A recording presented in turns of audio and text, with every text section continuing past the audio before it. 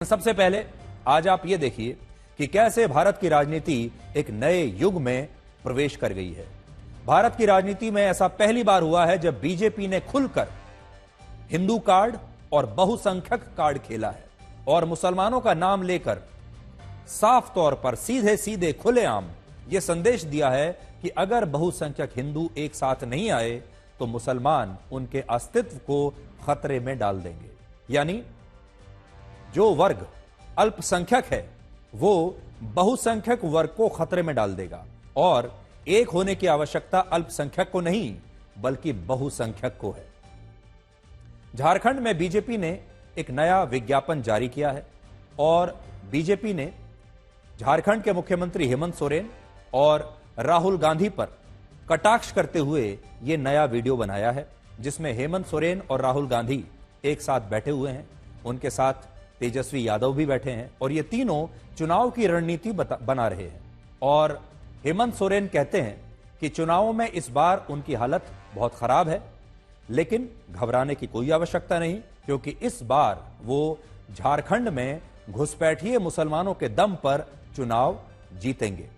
और उसके बाद ये वीडियो शुरू होता है और इसमें बताया जाता है कि कैसे घुसपैठिए मुसलमानों की एंट्री हो रही है और अब ये जेएमएम को और कांग्रेस को चुनाव जिताएंगे। यानी बिल्कुल डायरेक्ट, किसी की कल्पना शक्ति पर कुछ नहीं छोड़ा गया है। साफ साफ ब्लैक और व्हाइट में यह बात बताई गई है। ब्लैक और व्हाइट में पूरा की पूरा जिसको आप कहते हैं ध्रुवीकरण, वो इस विज्ञापन में दिखाया गया है। पहले राजनीति में इस तरह की बातें इशारों में कही जाती थी, खुलेआम नहीं कही जाती थी, लेकिन इस बार बीजेपी ने साफ साफ शब्दों में मुसलमानों का नाम लेकर हिंदू कार्ड खेला है और यह एक नए तरह का लेकिन बहुत ही उग्र ध्रुवीकरण है जिसे आज पूरा देश ब्लैक और व्हाइट में देख रहा है। अब हम पाखंडी झारखंडी बनके वोट मांगेंगे और हमारा साथ देंगे ये लोग।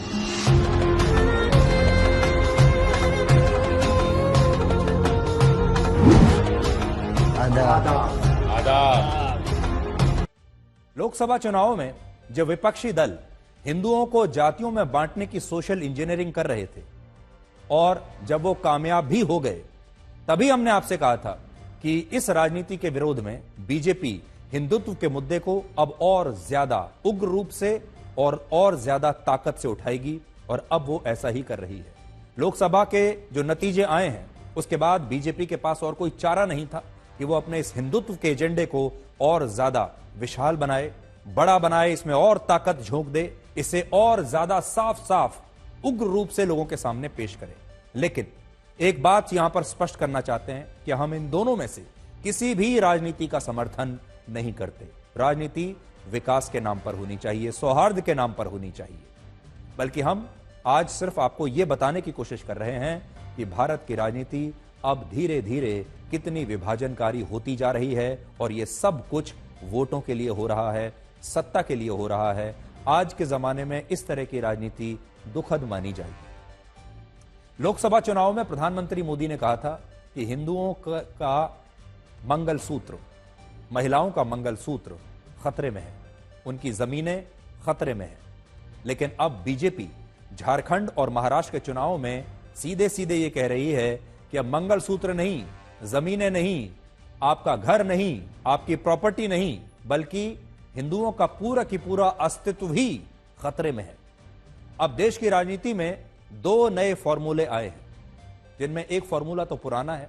विपक्ष का फॉर्मूला है रेवड़ी प्लस अल्पसंख्यक, जबकि बीजेपी का नया फॉर्मूला है रेवड़ी प्लस बहुसंख्यक। इस फर्क को आप समझिए।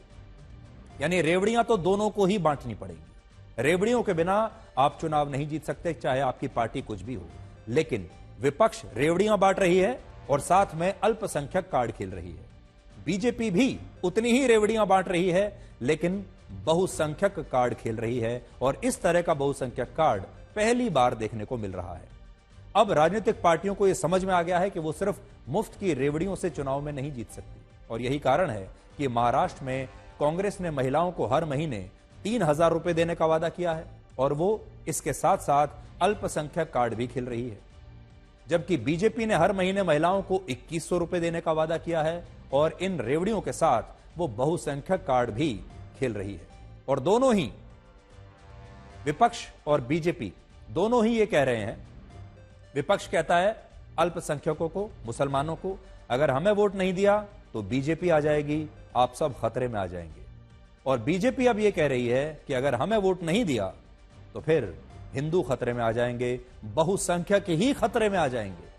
सोचने वाली बात यह है कि भारत में 80% बहुसंख्यक हिंदुओं को अब 15% मुस्लिम अल्पसंख्यकों से खतरा पैदा हो गया है और यह कहा जा रहा है कि अल्पसंख्यक आबादी बहुसंख्यक आबादी के अस्तित्व को निगल जाएगी। और यही इस देश की राजनीति का नया युग है आपके लिए, जब 80% हिंदू बहुसंख्यक आबादी खतरे में है और अगर उसे सेफ रहना है तो फिर उसे एक रहना होगा, ऐसा कहा जा रहा है। एक जमाना था जब भारत में अल्पसंख्यक मुसलमानों को असुरक्षित और खतरे में बताया जाता था। पूरी दुनिया में ये जो लाइन थी ये सुपरहिट थी। सभी ये कहते थे कि भारत में मुसलमान असुरक्षित हैं, अल्पसंख्यक असुरक्षित हैं और उन्हें खतरा है, उन्हें डर लगता है, वो डरे हुए हैं, ये कहा जाता था। लेकिन अब देखिए, अब पहली बार बहुसंख्यक हिंदुओं को अल्पसंख्यकों से खतरा बताया जा रहा है। अब कहा जा रहा है कि अगर ये 80% बहुसंख्यक हिंदू एक नहीं हुए तो फिर ये सेफ नहीं रह पाएंगे और अगर ये बट गए तो ये कट जाएंगे। इसी देश में 80% आबादी कट जाएगी। और प्रधानमंत्री मोदी ने भी झारखंड की एक रैली में कहा है कि बटेंगे तो कटेंगे लेकिन एक रहेंगे तो सेफ रहेंगे। आप मुझे बताइए साथियों, आप जातियों में टूटेंगे तो आदिवासियों की ताकत कम होगी कि नहीं होगी? जरा हाथ ऊपर करके ताकत से बताइए, कम होगी कि नहीं होगी? कम होगी कि नहीं होगी? कम होने देंगे? कम होने देंगे? और इसलिए मैं कहता हूं, एक रहेंगे तो सेफ रहेंगे। हमें ये हमेशा याद रखना है, एक रहेंगे तो सेफ रहेंगे। कुछ लोग समाज को जाति में, धर्म में, भाषा में, ऊंच और नीच में, स्त्री और पुरुष में, गांव और शहर में न जाने किस प्रकार से टुकड़े टुकड़े टुकड़े में बांटने की साजिश चल रही है। जरूरी है कि देश विरोधियों की इस चेष्टा को हम उसकी गंभीरता को समझे। नहीं, हम बोले, मेरे भाषण में भी बोला ना, एक है तो सेफ है वो बोल रहे हैं, बटेंगे तो कटेंगे योगी बोल रहे हैं। पहले मैं उन दोनों में डिसाइड कर लेने दो, क्या बटेंगे तो कटेंगे स्लोगन चलेगा, क्या एक है तो सेफ है चलेगा। लेकिन हमने तो देश को सेफ रखा है, अब तक संभाल के रखा है और इसको फोड़ने वाले लोग आए हैं, इसलिए ऐसा इस भाषा का प्रयोग कर रहे हैं। अगर वो भी जैसा कांग्रेस ने सबको लेके चला, अगर वो लेके चलते तो इस ढंग की बातें नहीं आती थी। उनकी मंशा ये है किसी न किसी हालत में यूनिटी को धक्का देना और यूनिटी को खत्म करके अपना ही सिर्फ दादागिरी चलाने की कोशिश कर रहे हैं।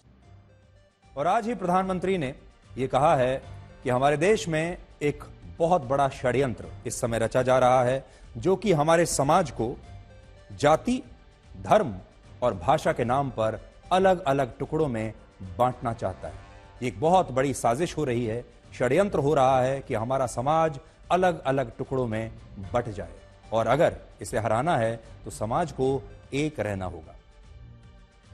चुनावों का गणित कहता है कि जिस राजनीतिक पार्टी और गठबंधन को 40% से ज्यादा वोट मिल जाए उसका विधानसभा चुनाव में जीतना लगभग निश्चित हो जाता है। यानी किसी भी गठबंधन को या पार्टी को अगर विधानसभा चुनाव जीतना है तो कम से कम 40% वोट उसे मिलने चाहिए और इसके लिए राजनीतिक पार्टियों ने हर राज्य में अपना 40% वोटों का एक अलग वोट बैंक बनाने की कोशिश की है। जैसे उत्तर प्रदेश में विपक्षी दल 20% मुसलमान, 10% यादवों की राजनीति करते हैं, जो मिलकर 30% हो जाते हैं। अब 30% का एक ब्लॉक ये ले लिया और इसके बाद उन्हें सिर्फ बाकी के 10% वोटों के लिए जातियों की सोशल इंजीनियरिंग करनी होती है। यानी दो जातियों के दो धर्म, एक धर्म और एक जाति के आधार पर ही आपने इकट्ठा 30% वोट बैंक ले लिया और उसके बाद आपको 10-12% वोट और जुगाड़ने हैं, जो कि बहुत मुश्किल बात नहीं है। बिहार में भी इसी तरह 40% वोटों को जोड़ा जाता है और अब महाराष्ट्र और झारखंड में भी जो लक्ष्य है वो 40% का वोट बैंक है और उसी के लिए सारी लड़ाई हो रही है।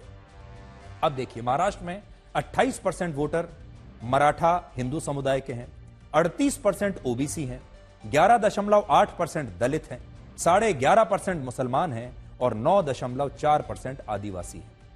इसी तरह झारखंड में 46 से 50% वोटर ओबीसी के हैं, 26% आदिवासी हैं, 14.5% मुसलमान हैं और 12% दलित हैं। और इन दोनों राज्यों के इस ब्रेकअप से आप समझ सकते हैं कि बीजेपी और विपक्षी दलों की इन चुनावों को लेकर क्या रणनीति हो सकती है। सबसे पहले उन्हें यह देखना है कि कैसे हम 40% वोट को इकट्ठा एक बार कर लें और फिर 40 के ऊपर 41, 42, 44, 45% तक जो भी चला जाएगा, जीत उसी की होगी। और इसके लिए बहुत जरूरी है कि 1, 2 या 3 जातियों को मिलाकर एक कंसोलिडेटेड वोट बैंक बनाया जाए या 2 धर्मों को मिलाकर, एक धर्म या कुछ जातियों को मिलाकर एक पक्का 30-40% का वोट बैंक बनाया जाए। बीजेपी महाराष्ट्र के 80% और झारखंड के 68% बहुसंख्यक हिंदुओं को एकजुट करना चाहती है और इसके लिए उसने इस बार एक बहुत बड़ा मुद्दा उठाया है और वो मुद्दा यही है कि बटोगे तो कटोगे, एक रहोगे तो सेफ रहोगे। बीजेपी का आरोप है कि झारखंड में अल्पसंख्यक मुसलमानों की आबादी से आदिवासी हिंदुओं को खतरा है और अगर हिंदू एकजुट नहीं हुए तो उनका अस्तित्व ही खतरे में आ जाएगा। वर्ष 1951 में जब झारखंड बिहार राज्य का हिस्सा था, तब झारखंड के इस क्षेत्र में आदिवासी समुदाय की आबादी 35.38% थी, जो झारखंड बनने के बाद वर्ष 2011 में घटकर 26.2% रह गई। जबकि इसी समय अवधि में मुसलमानों की आबादी वर्ष 1951 में 8.9% से बढ़कर 2011 में 14.5% हो गई। यानी आदिवासियों की आबादी झारखंड में कम हो रही है और मुसलमानों की आबादी झारखंड में बढ़ रही है। बहुत सारे लोगों को लगता है कि झारखंड में यह सारा विवाद मुसलमानों की बढ़ती आबादी को लेकर है, जबकि हकीकत यह है कि इस विवाद का भारत और झारखंड के मुसलमानों से कोई ज्यादा लेना देना नहीं है। यह सारा विवाद उन मुसलमानों से जुड़ा है जो बांग्लादेश से घुसपैठ करके झारखंड के इस सबसे बड़े क्षेत्र में आकर बस गए हैं और इस क्षेत्र को संथाल परगना क्षेत्र कहा जाता है, जहां कुल 6 जिले हैं। कौन से 6 जिले हैं? इनमें है गोड्डा, देवघर, दुमका, जामताड़ा, साहिबगंज और पाकुड़। ये जिले हैं। ये वो 6 जिले हैं जहां वर्ष 1951 में आदिवासी समुदाय की आबादी 44% थी और वर्ष 2011 में यह घटकर 26% रह गई।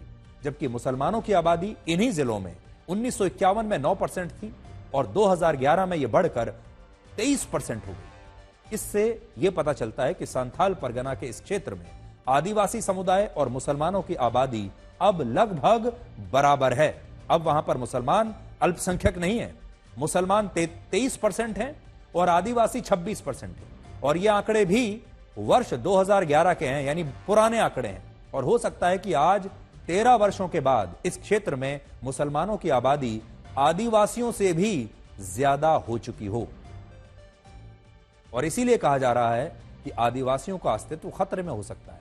झारखंड के क्षेत्र में मुसलमानों की आबादी उन लोगों से बढ़ी है जो बांग्लादेश से घुसपैठ करके यहां पर आकर बस गए हैं। संथाल परगना के इस क्षेत्र में जो 6 जिले हैं, उनमें पाकुड़ जिले की सीमा बांग्लादेश की सीमा से सिर्फ 10 किलोमीटर दूर है और यह 10 किलोमीटर का इलाका भी पश्चिम बंगाल में पड़ता है, जो वहां के मुर्शिदाबाद जिले में आता है। मुर्शिदाबाद में मुसलमानों की आबादी 66% है, यानी वहां मुसलमान बहुसंख्यक हैं और वहां हिंदू अल्पसंख्यक हैं। हिंदुओं की आबादी यहां पर सिर्फ 33% है।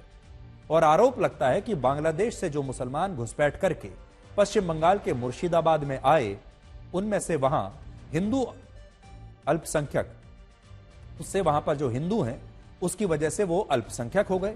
और अब मुर्शिदाबाद की सीमा से लगने वाले झारखंड के सांथाल परगना क्षेत्र में भी यही हो रहा है। वहां आदिवासी समुदाय की आबादी 44 से घटकर 26% हो गई और मुसलमानों की आबादी 9% से बढ़कर 23% हो गई। तो मुर्शिदाबाद का इलाका, वहां पर मुसलमान जो हैं वो बहुसंख्यक हैं, हिंदू अल्पसंख्यक हैं। सांथाल परगना, यहां पर भी अब हिंदू यानी आदिवासी अल्पसंख्यक होते जा रहे हैं। सांथाल परगना के इस इलाके में आदिवासियों की आबादी को संरक्षित रखने के लिए एक बहुत बड़ा कानून लाया गया, जिसका नाम है सांथाल परगना टेनेंसी एक्ट। इस कानून के तहत सांथाल परगना के इलाके में आदिवासी समुदाय के लोग ना तो अपनी जमीनें किसी और को बेच सकते हैं और ना ही इन जमीनों को लीज पर दिया जा सकता है। यह इसलिए किया गया ताकि ये सारी की सारी जो जमीन है ये आदिवासियों के पास ही रहे। बाहर किसी और धर्म के लोग, कहीं बाहरी लोग यहां पर आकर अपनी जमीन ना खरीद पाएं, जिससे कि आदिवासियों का प्रभुत्व इस इलाके में बना रहे, इसलिए यह कानून लाया गया। लेकिन हमारी टीम जब इस इलाके में गई तो हमने ऐसी कई मस्जिद और मदरसे देखे जिनका निर्माण पिछले कुछ वर्षों में हुआ है। और इससे यह सवाल उठता है कि जब आदिवासी इस इलाके के अपनी जमीनों को बाहरी व्यक्ति को बेच ही नहीं सकते, तो यहां इन जमीनों पर ये मस्जिदें आखिर बन कैसे गई? तो इसके पीछे एक बहुत बड़ी साजिश हो सकती है। असल में बहुत सारे मामलों में जब मुस्लिम पुरुषों की शादी आदिवासी समुदाय की महिलाओं से हो जाती है, तो वो मुस्लिम पुरुष आदिवासी महिलाओं की जमीनों के केयर टेकर बन जाते हैं और इस तरह से ये जमीनें एक खास वर्ग के लोगों द्वारा इस्तेमाल होने लगती है। तो इससे क्या आपको समझ में आ रहा है कि जो बाहर से आने वाले मुस्लिम पुरुष हैं वो झारखंड में आदिवासी महिलाओं से शादी कर रहे हैं। इसलिए शादी कर रहे हैं ताकि उन आदिवासी परिवारों की जो जमीनें हैं उस पर उनका कब्जा हो जाए। इसके अलावा हमें यह भी पता चला कि इस क्षेत्र में बांग्लादेश से अवैध रूप से घुसपैठ करके आए मुसलमानों के लिए अपना आधार कार्ड और वोटर आईडी कार्ड बनवाना बहुत आसान काम है। और कुछ इलाके तो ऐसे हैं जहां मुस्लिम पुरुषों ने गांव की हिंदू महिला सरपंच से ही शादी कर ली और अब गांवों की सत्ता, जमीन नहीं बल्कि पूरे गांवों की सत्ता ही इन मुसलमानों के पास आ गई। यह सारा मामला झारखंड के हाई कोर्ट में उठ चुका है और इस मामले में मुख्यमंत्री हेमंत सोरेन की भूमिका को लेकर इसलिए सवाल उठे हैं क्योंकि हेमंत सोरेन इसी संथाल परगना क्षेत्र से आते हैं और उन पर यह आरोप लगा कि उन्होंने इस मुद्दे को गंभीरता से नहीं लिया क्योंकि उन्हें चुनाव में इन घुसपैठियों के वोट मिलते हैं। और देखिए, बीजेपी ने बिल्कुल साफ तौर पर अपने विज्ञापन में इसी मुद्दे को उठाने की कोशिश की है। आज आप सबको संथाल परगना क्षेत्र से हमारी ये ग्राउंड रिपोर्ट देखनी चाहिए और सोचना चाहिए कि कैसे संथाल परगना के इस इलाके में हिंदुओं के बंटने से, आदिवासियों के बंटने से उनकी आबादी सिकुड़ कर रह गई है।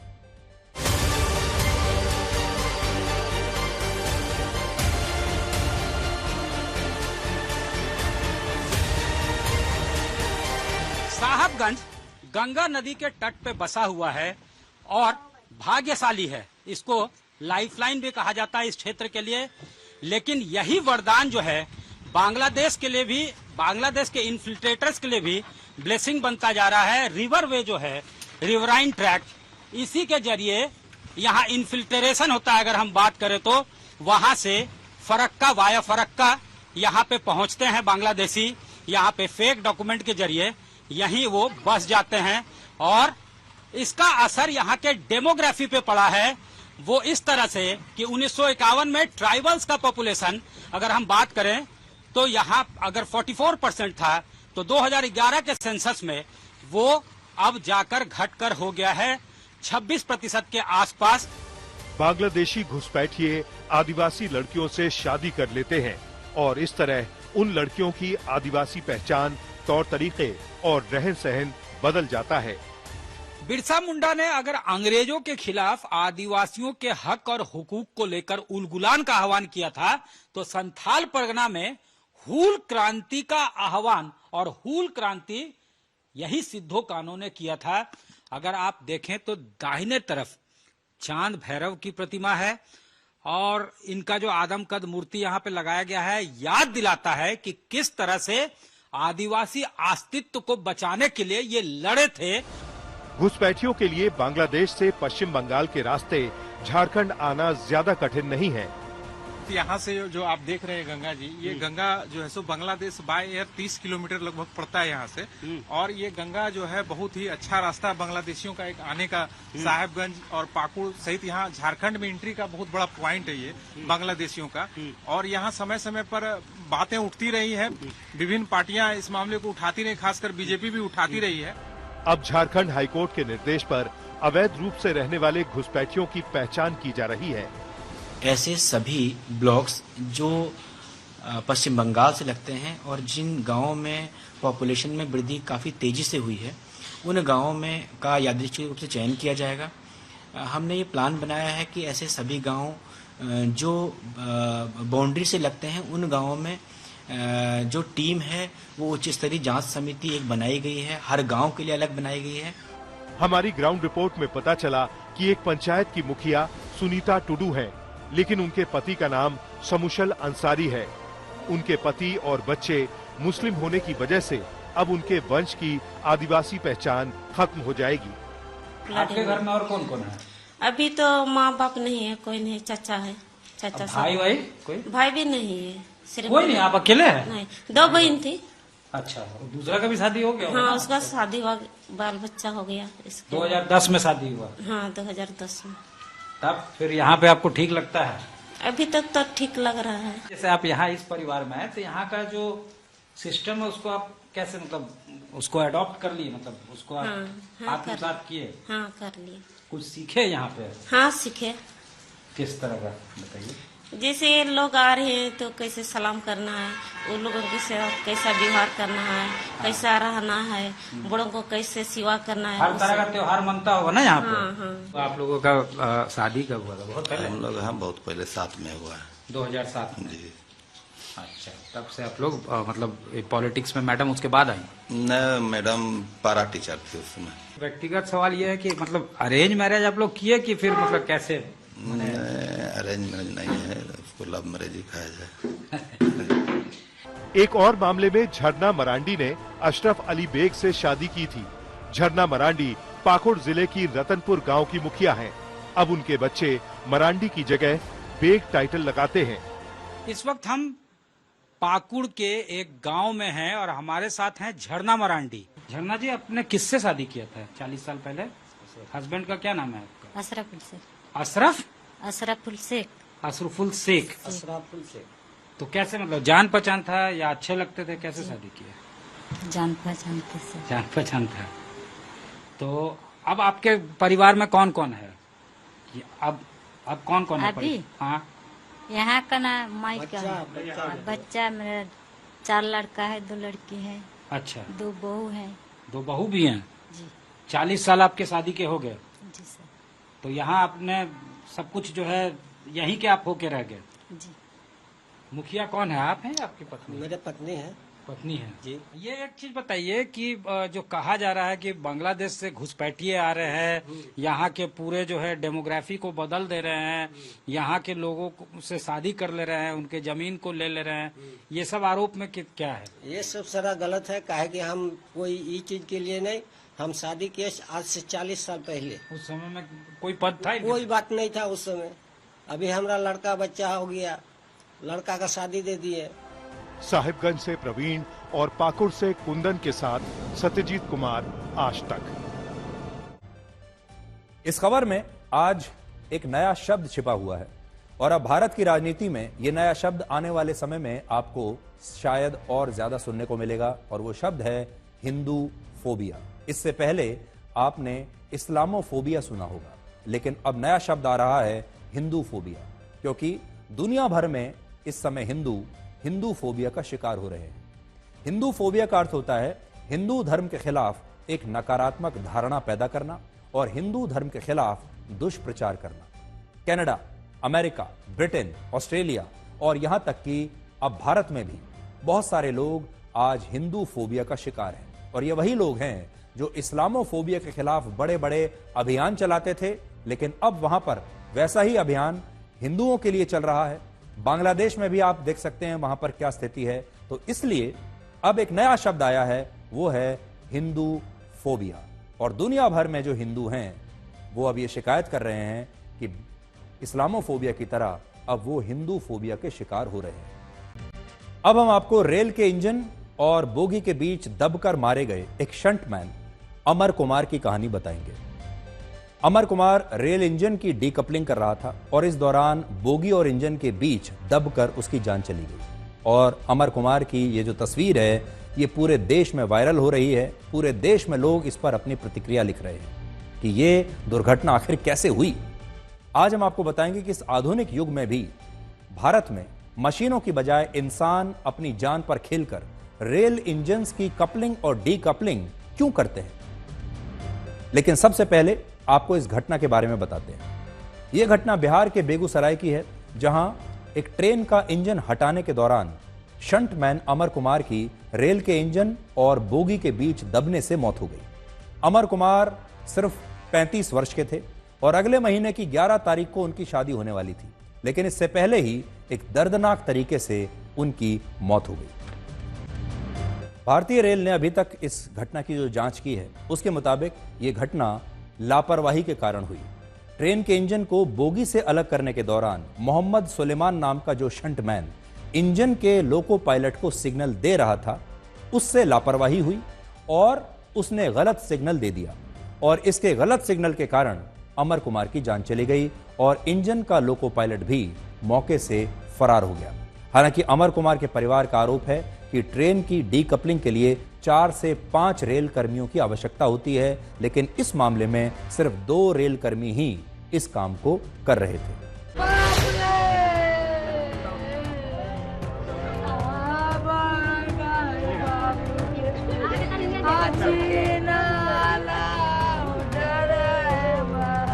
जो हमारे बेटा के ड्यूटी दिया या ड्राइवर उनको बेटा के पीछा है। स्टेशन मास्टर सबके हाथ है, हम देखने नहीं, लेकिन सबका हाथ है। 2 साल से ड्यूटी कर रहा था, इतना सीनियर आदमी है, इतना सीनियर आदमी को नहीं भेज के इसको मरने के लिए भेजा और मरने के लिए भेजा तो ये स्टेशन मास्टर और जो है स्टेशन मास्टर गार्ड कैसा जो है गार्ड को नहीं, लेकिन जो है लोको पायलट इसके साथ जो था सीनियर सुलेमान, वो कैसा इंसान है।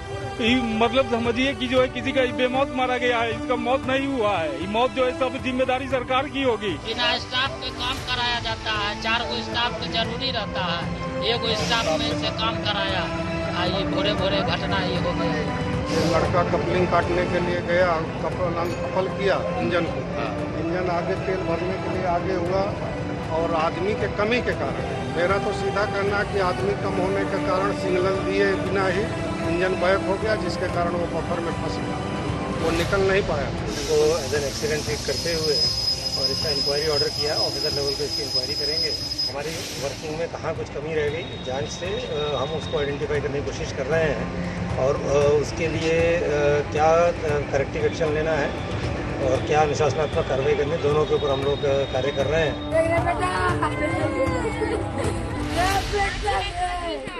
भारत में कुल मिलाकर 23,000 ट्रेन हैं, जिनमें एक अनुमान के मुताबिक लगभग 10,000 ट्रेन में कपलिंग और डीकपलिंग का काम मैनुअली होता है, यानी इंसान इस काम को करते हैं।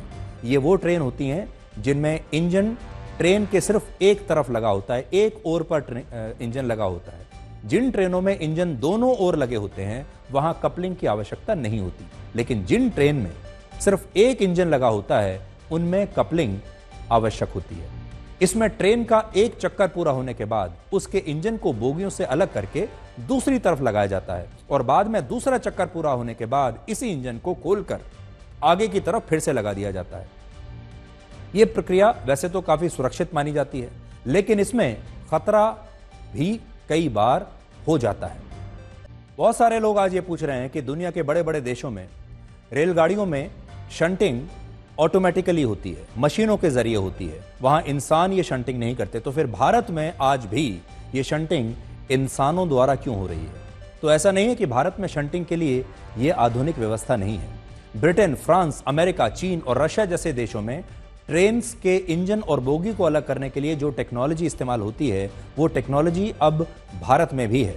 भारत में 13,500 ट्रेनें ऐसी हैं जिनमें दोनों तरफ इंजन है और यही कारण है कि इन ट्रेनों के इंजन्स को डिटैच करके अलग नहीं करना पड़ता। लेकिन 10,000 यात्री और मालगाड़ियां आज भी हमारे देश में ऐसी हैं जिसमें इसी शंटिंग प्रक्रिया के तहत इंजन को बोगियों से अलग करना होता है और इसके लिए रेलवे में शंटिंग पोर्टर्स की भर्तियां होती हैं और इन नौकरियों के लिए लाखों युवा लाइन लगाकर खड़े होते हैं। तो हमारे देश में आज भी जो शंटिंग पोर्टर हैं, यानी जो इस शंटिंग को करते हैं, अपने हाथों से करते हैं, मैनुअली करते हैं, आज भी बाकायदा उनकी नौकरियां निकलती हैं। उनके लिए लोग, हमारे जो युवा हैं, वो लाइनों में लगते हैं और ये आज भी एक नौकरी का एक बहुत अच्छा ऑप्शन माना जाता है भारतीय रेल में। वर्ष 2019 में शंटिंग पोर्टर समेत अलग अलग पदों के लिए 63,000 भर्तियां निकली थी, जिनके लिए 1,90,00,000 युवाओं ने आवेदन किया था। और इसका कारण यही है कि जब भी कोई युवा बतौर शंटिंग पोर्टर रेलवे में भर्ती होता है तो उसके ऑपरेटिंग विभाग में प्रमोट होने की संभावना काफी अच्छी होती है। और यही कारण है कि हमारे देश के युवा इतने जोखिम के बावजूद, जोखिम से ज्यादा प्रमोशन को ध्यान में रखकर, जोखिम से ज्यादा नौकरी को ध्यान में रखकर भारतीय रेल में शंटिंग पोर्टर बन जाते हैं। और अमर कुमार ने भी यही किया और उसे अपने पिता के निधन के बाद रेलवे में यह नौकरी मिली थी। लेकिन इस घटना के बाद अब सवाल यही है कि भारत में शंटिंग की प्रक्रिया पूरी तरह से खत्म कब होगी।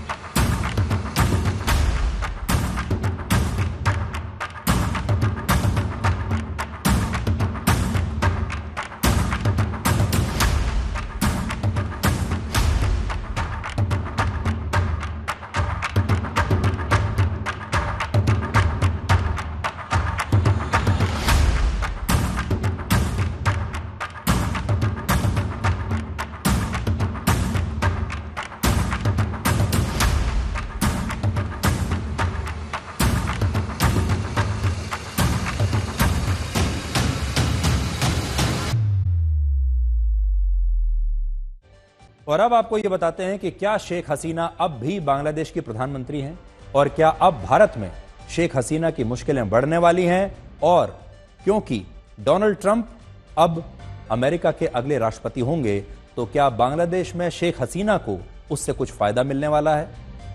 बांग्लादेश की अंतरिम सरकार ने कहा है कि वो पूर्व प्रधानमंत्री शेख हसीना को अब भारत से वापस लाने के लिए इंटरपोल की मदद लेगी। वो इंटरपोल को यह बताएगी कि बांग्लादेश की हिंसक घटनाओं में जिन 753 लोगों की मौत हुई है उसके लिए शेख हसीना जिम्मेदार हैं और अब तक शेख हसीना के खिलाफ बांग्लादेश में नरसंहार की 60 से ज्यादा शिकायतें दर्ज हो चुकी हैं।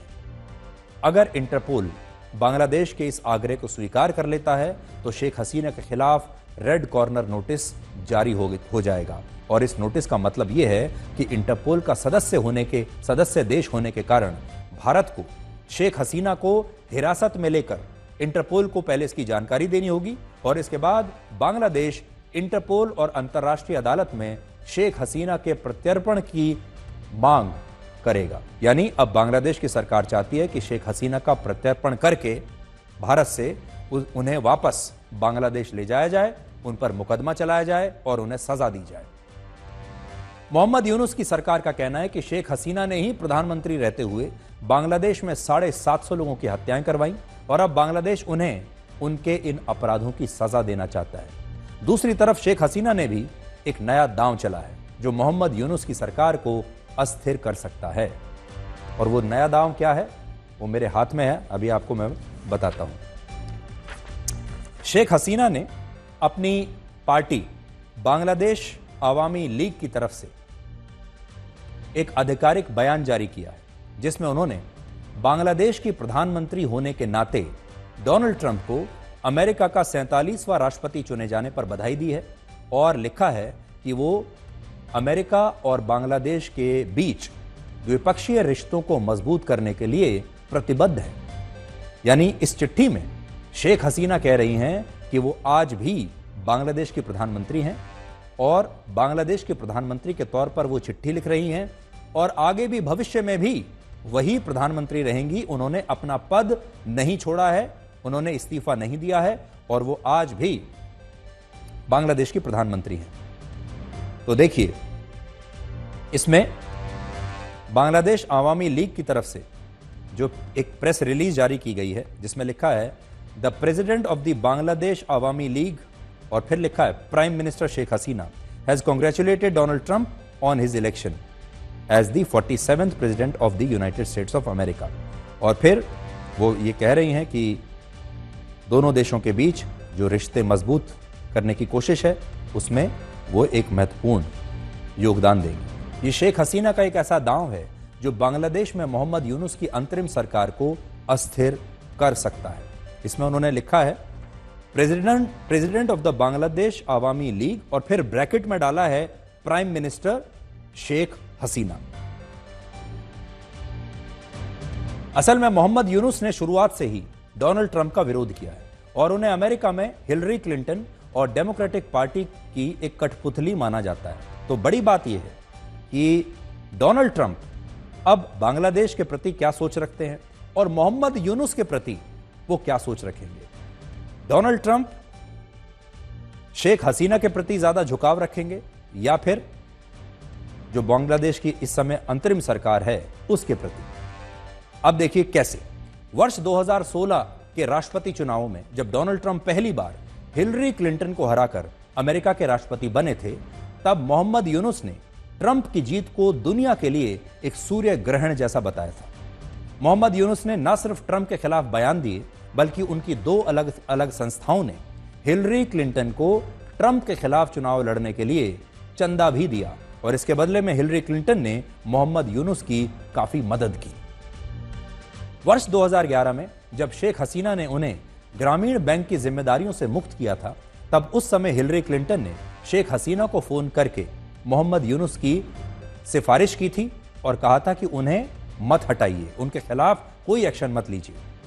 वर्ष 2010 में जब मोहम्मद यूनुस को अमेरिका में कांग्रेशनल गोल्ड मेडल से सम्मानित किया गया तब भी हिलरी क्लिंटन अमेरिका की विदेश मंत्री थी और वो वर्ष 2007 से ही मोहम्मद यूनुस को यह पुरस्कार दिलवाने की कोशिश कर रही थी और ऐसा कहा जाता है कि मोहम्मद यूनुस को अंतरिम सरकार का प्रमुख बनाने में हिलरी क्लिंटन ने काफी बड़ी भूमिका निभाई है। ये तस्वीरें इसी साल 25 सितंबर की हैं जब मोहम्मद यूनुस क्लिंटन परिवार के क्लिंटन ग्लोबल इनिशिएटिव कार्यक्रम में शामिल हुए थे और लोगों ने यह पूछा था कि क्या बांग्लादेश के इस पूरे राजनीतिक घटनाक्रम के साथ हिलरी क्लिंटन की भी कोई भूमिका जुड़ी हुई है। ये सारी बातें डोनाल्ड ट्रंप अच्छी तरह से जानते हैं और उन्हें यह भी पता है कि मोहम्मद यूनुस अमेरिका में उनके प्रतिद्वंदी डेमोक्रेटिक पार्टी की कठपुतली हैं और वो दुनिया के पहले ऐसे वैश्विक नेता हैं जिन्होंने बांग्लादेश में हिंदुओं के खिलाफ होने वाली हिंसा और अत्याचार का मुद्दा उठाया और यही कारण है कि अब एक तरफ शेख हसीना के खिलाफ इंटरपोल के रेड कॉर्नर नोटिस की चुनौती होगी और दूसरी तरफ मोहम्मद यूनुस के खिलाफ डोनाल्ड ट्रंप खड़े होंगे जिनके विरोधियों के साथ मोहम्मद यूनुस की काफी अच्छी मित्रता है। अमेरिका में राष्ट्रपति चुनाव के नतीजे आने के बाद डोनाल्ड ट्रंप के अलावा अगर कोई सबसे ज्यादा खुश है, डोनाल्ड ट्रंप तो विजेता हैं ही, लेकिन उनके बाद अगर कोई सबसे बड़ा विजेता है तो वो हैं इलॉन मस्क और इलॉन मस्क इन चुनावों के सबसे बड़े विजेता साबित हुए हैं। डोनाल्ड ट्रंप की जीत के बाद दुनिया के सबसे अमीर उद्योगपति इलॉन मस्क अब और ज्यादा अमीर हो गए हैं और उनकी कंपनी टेस्ला के शेयर्स की कीमत लगातार बढ़ती जा रही है। पिछले मंगलवार से लेकर अब तक टेस्ला कंपनी के शेयर्स में 28% की जबरदस्त वृद्धि हुई है, 28% एक हफ्ते में, जिससे पहली बार इलॉन मस्क की कुल संपत्ति 25,33,000 करोड़ रुपए की हो गई है, जो कि चुनावी नतीजों से पहले 22 लाख करोड़ रुपए की थी। यानी उन्हें ट्रंप की जीत के बाद से 3,33,000 करोड़ रुपए का फायदा हो चुका है। वर्ष 2022 के बाद पहली बार उनकी कंपनी टेस्ला की कुल मार्केट वैल्यू 82 लाख करोड़ रुपए हो गई है। इलॉन मस्क ने डोनाल्ड ट्रंप को जिताने के लिए चुनाव में लगभग 1000 करोड़ रुपए खर्च किए थे और तब इसके लिए उनकी काफी आलोचना हुई थी। लेकिन अब पूरी दुनिया देख रही है कि इलॉन मस्क इन चुनावों में कैसे सबसे बड़े विजेता के रूप में उभर कर आए हैं। डोनाल्ड ट्रंप ने अपनी जीत के बाद पहली बार बुधवार को यूक्रेन के राष्ट्रपति जेलेंस्की से लगभग 25 मिनट तक फोन पर बात की और इस पूरी बातचीत के दौरान इलॉन मस्क ट्रंप के साथ खुद मौजूद रहे। सूत्रों के मुताबिक जेलेंस्की ने स्टारलिंक की ओर से दी जाने वाली सैन्य सुविधाओं को लेकर इलॉन मस्क को धन्यवाद दिया और इस बात से आप समझ सकते हैं कि भविष्य में अगर ट्रंप रशिया और यूक्रेन के बीच युद्ध रुकवाने के लिए कोई कदम उठाते हैं तो उसमें भी इलॉन मस्क की भूमिका काफी अहम होने वाली है। यानी डोनाल्ड ट्रंप जो बड़ी बैठकें कर रहे हैं, बड़े बड़े नेताओं के साथ बात कर रहे हैं, उनके साथ फोन पर बात कर रहे हैं, उस दौरान भी इलॉन मस्क उनके साथ मौजूद रहते हैं। इसका मतलब यह है कि कैसे इलॉन मस्क उनके एक सबसे करीबी सलाहकार या एडवाइजर के तौर पर उभर रहे हैं और इलॉन मस्क की जो शक्ति है पहले के मुकाबले कहीं ज्यादा बढ़ गई है। भारत में भी इसका एक असर हो सकता है। इससे हो सकता है कि भारत में टेस्ला की मैन्युफैक्चरिंग को लेकर नए रास्ते खुल जाएं, जिससे शायद जब कुछ वर्षों के बाद जब अगले चुनाव होंगे भारत में और अगली बार चुनाव होगा अमेरिका में, क्योंकि एक ही साल में ये दोनों चुनाव होंगे, तो हो सकता है तब तक हमारे देश की सड़कों पर टेस्ला की इलेक्ट्रिक गाड़ियां और साइबर ट्रक चलते हुए आपको दिखाई देंगे।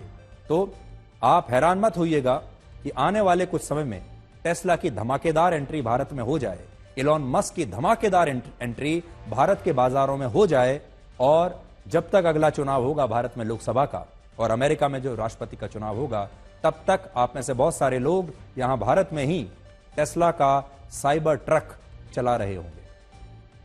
अब हम आपको यह बताएंगे कि नवंबर के दूसरे हफ्ते में भी सर्दी का एहसास आपको दूर दूर तक क्यों नहीं हो रहा है।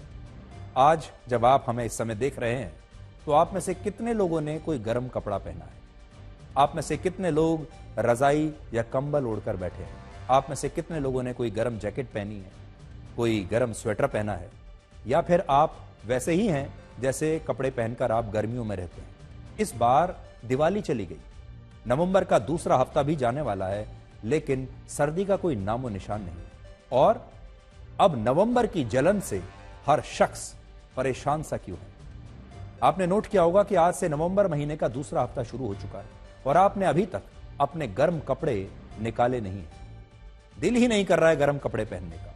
इसकी वजह यह है कि नवंबर के दूसरे हफ्ते में भी सर्दी का एहसास दूर दूर तक है ही नहीं। कुछ साल पहले तक नवंबर महीने के पहले हफ्ते में अधिकतम तापमान 23 से 25 डिग्री सेल्सियस हुआ करता था, लेकिन इस बार यह तापमान 28 से 31 डिग्री सेल्सियस है, जो सामान्य तापमान से 3 से 4 डिग्री ज्यादा है। और आज भी भारत के ज्यादातर घरों में पंखे चल रहे हैं। पंखा नहीं चलाएंगे तो आपको गर्मी लगेगी।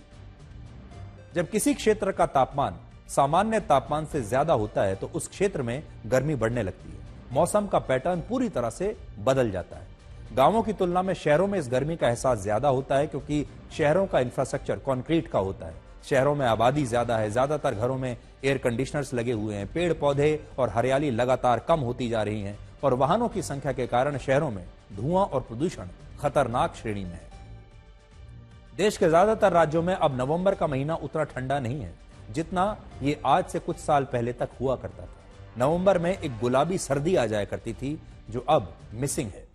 सर्दियों में पड़ने वाली इस गर्मी के 3 बड़े कारण हैं, जिनमें पहला बड़ा कारण है सामान्य से कम या ना के बराबर बारिश। सर्दियों की शुरुआत बारिश के साथ होती है और यह बारिश तब होती है जब मौसम में कोई डिस्टर्बेंस यानी विक्षोभ पैदा होता है, और इनमें भी उत्तर भारत के राज्यों में वेस्टर्न डिस्टर्बेंस सबसे महत्वपूर्ण है, जिससे हिमालय के क्षेत्र में बर्फबारी होती है और इस बर्फबारी के कारण उत्तर भारत के राज्यों में बारिश होती है और फिर तापमान गिरने लगता है, ठंड शुरू हो जाती है बर्फबारी के साथ। लेकिन पिछले कुछ वर्षों से यह पैटर्न बदल गया है। अब वेस्टर्न डिस्टर्बेंस से पैदा होने वाले तूफान ज्यादा शक्तिशाली नहीं होते। इसके कारण उत्तर भारत के मैदानी इलाकों में अक्टूबर और नवंबर महीने में ना के बराबर बारिश होती है। क्योंकि इस दौरान बारिश ही नहीं हुई, इसलिए तापमान बढ़ने से सर्दियों में भी सर्दी का एहसास होता ही नहीं। जैसे इस बार दिल्ली और उत्तर पश्चिमी भारत के जिन इलाकों में सामान्य से 80% कम बारिश हुई, वहां नवंबर का दूसरा हफ्ता भी मार्च के महीने जितना ही गर्म है। मौसम विभाग का कहना है कि 16 से 21 नवंबर के बीच एक नया वेस्टर्न डिस्टर्बेंस पैदा होगा, लेकिन यह भी इतना ताकतवर नहीं होगा कि इससे उत्तर भारत में सर्दियों की शुरुआत हो जाए। इसलिए अगर आपने अभी तक अपने गर्म कपड़े नहीं निकाले हैं तो अभी 1-2 हफ्ता और रुक सकते हैं। इस गर्मी का दूसरा बड़ा कारण है प्रदूषण, और अब हमारे देश में प्रदूषण की एक नई ऋतु आ गई है जो देश के लोगों से उनकी जीवन आयु के औसतन 5 वर्ष छीन रही है। इसके अलावा मौसम जानलेवा होता जा रहा है। पिछले 9 महीनों में भीषण गर्मी, शीतलहर, तूफान और सूखे जैसी प्राकृतिक आपदाओं के कारण हमारे देश में 3,238 लोगों की मौत हो चुकी है। जिंदगी में अगर आपके चाहने वाले कम हैं तो कोई बात नहीं, लेकिन आपसे जलने वालों की कमी नहीं होनी चाहिए।